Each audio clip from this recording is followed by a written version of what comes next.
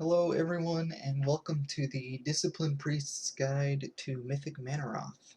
This is the hardest fight in the instance by far, so I'm going to be spending a little more time here than I normally would because the fight is very mechanically demanding, both with the boss abilities and your spell rotation.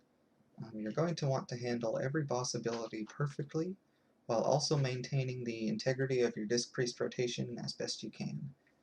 Now I say it that way because if you have to choose one over the other, obviously choose the boss ability to handle correctly, because you can always correct your rotation later, but you can never unwipe the raid and you can never unkill yourself. So I'm going to assume that you know what all of the boss abilities are, and if you don't, there's a ton of other videos out there that will tell you how to deal with them. This video is for disc specifically, so what I'm going to focus on here is the disc rotation that you should be using to gain maximum HPS on this boss. Now all of this I've gone over in the video linked in the description below, which is the log analysis video, but it's so important to this fight specifically that I'm going to go over it again. So as I'm explaining this, pay attention to the way that my UI is set up, and try to see how I reflect what I want to be doing with my cast with the way I have my UI. My Solace and Penance is on the left, should be using those on cooldown, and my large significant cooldowns are on the right. Those are the ones that I want to be lining up with each other. Evangelism and Archangel are being tracked right underneath my player frame, so I'm always aware of how many stacks I'm at, what I should be casting, and when. So what you're going to want to do here for the whole fight is to Solace and Penance on cooldown every time, all the time. These are your primary evangelism builders, and using them on cooldown ensures that you'll hit your Archangel cycled every 30 seconds like clockwork.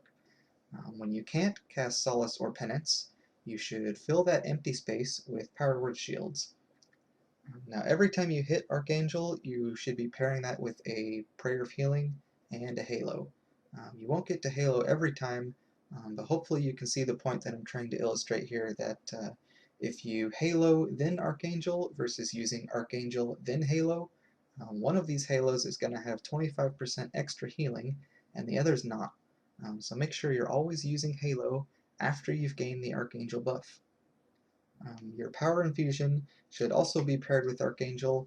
When you press Power Infusion with Archangel, that is your most potential healing output as a Disc Priest. So make sure that these are paired together all the time, and you can plan their use around an area of the fight that your guild may be having trouble with.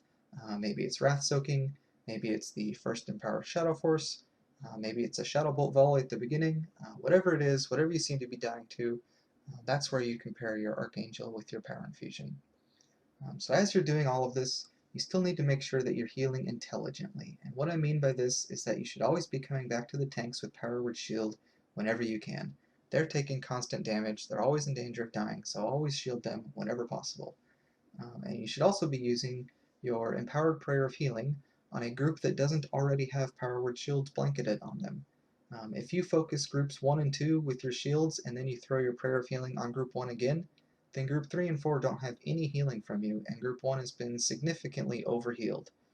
So to avoid that, you should cast your Empowered Prayer of Healing on group 3 and you'll cover groups 1, 2, and 3, giving them a broader range of healing to make sure everyone in the raid is equally alive. So that's pretty much all there is for the rotation. Now the reason I went over this again is because by design, this boss's abilities are meant to burst your raid down from 100 to 0. So what you should be doing as a healer is maximizing the amount of absorbs you have out on your raid at any given time and using your throughput spells after the burst lands to top the raid quickly. If you are endlessly blanketing with Power Word Shield before the burst, then landing your Prayer of Healings and your Halos after the burst, that's going to pay off in big ways, both on the meters and with your overall raid health. Especially if you can get some consistency and a rhythm to the boss timers, it just becomes like muscle memory. So that's what you should be aiming for. Now the aim for all healers in this fight is to top the raid before the next burst lands. So if you can shield before the burst even comes, then you're working significantly ahead of the game and you're causing everyone else to have less healing required before the next burst comes in. Alright, that's enough about the general stuff, so let's go back through the video here and get specific with how I handle each mechanic. So first up we have the pre-pulse summoners, which you can and you should build 5 stacks of evangelism on to get your Archangel up and running. Now you want to do this because the very first thing that happens when you pull the boss is that you get a Curse of the Legion. So every curse should get a Power Word shield and then be dispelled. So if you have Archangel up, your shield will be 25% stronger, and that's obviously very good. For each curse, I have the countdown emphasized on Bigwig, so it counts down from 5, and I hold globals so I can shield immediately. The reason I hold globals is because I've seen way too many people die to a dispel that just one-shots the DPS while I was between GCDs. So yes, I'm going to lose a little bit of healing, but I trade that off for a living raid member, which is much more worth it in my opinion. And if you were paying attention, you'll see I actually missed the first one because I was too late. That wasn't the fault of the Dispeller, it was my fault for being GCD locked. I have the ability to play better and plan better, and I just didn't. I got greedy and I got punished, so don't do that, otherwise you risk a dead DPS for no reason. So moving right along here, you see that the fears go out and you have two choices depending on what your raid needs. You can either go out and soak with your raid, or you can stay in and watch the tanks, but regardless of where your character is standing, you should be blanketing with Power Word Shield best you can, and staying within your maximum HPS rotation. This fear mechanic is pretty easy to deal with, not much to say here, but one special note that I will mention is that your life grip can be used to save someone that's out of position, so have the life grip ready at during this fight at all times, just in case. Next up, assuming your raid stacks for Fellseekers, like mine did, you'll also want maximum shields out for that mechanic, so again, stick with your Solace and your Penance rotation, fill your empty globals with Power Word shields, your raid will stay at plenty high health that way, you'll have plenty of shields out all the time. Now we transition to the Wrath of Gul'dan phase, and I get the Wrath here, so I'm beaming onto the tank as per our strategy, but keeping consistent with what I said earlier in the video, I'm going to be making sure that the boss abilities come first. So you'll see that I run out for Shadow Force just in case I got it, and I actually didn't get it, so I ran back in, and in doing this I lost a lot of free casting time where I was moving instead of casting. And you'll notice that my Archangel uptime is actually terrible in this phase because of it, and I even dropped reparations because I was outstanding in Africa again for Fellseeker, but losing the penance healing is much better than wiping the raid or having myself die, so no problem here. I get back on track best I can and prepare for the last phase.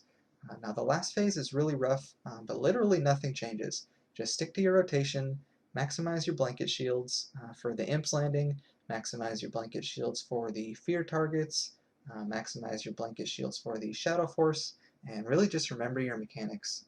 I prioritize spot shielding a lot here because your raid members will be getting beamed and taking more and more stacks of the Wrath of Gul'dan. So as they're dying, a spot shield can give them just an extra second or two where they can move out of range of the Wrath or pop their own personal cooldown or have someone else land a heal on them or anything significant like that. So spot shield the people that get low in this phase. Also spot shielding the fear targets can actually save a life. I shielded our Warlock on the last set of fears here with a shield, and he actually lived because of it. So be smart about who you target, but really focus on blanket shielding as much as possible without losing your Archangel uptime, and you can kill this boss and move on to the big boy Archimonde in no time. So as always guys, um, thanks for watching, and I'll be back soon with another Archimonde video.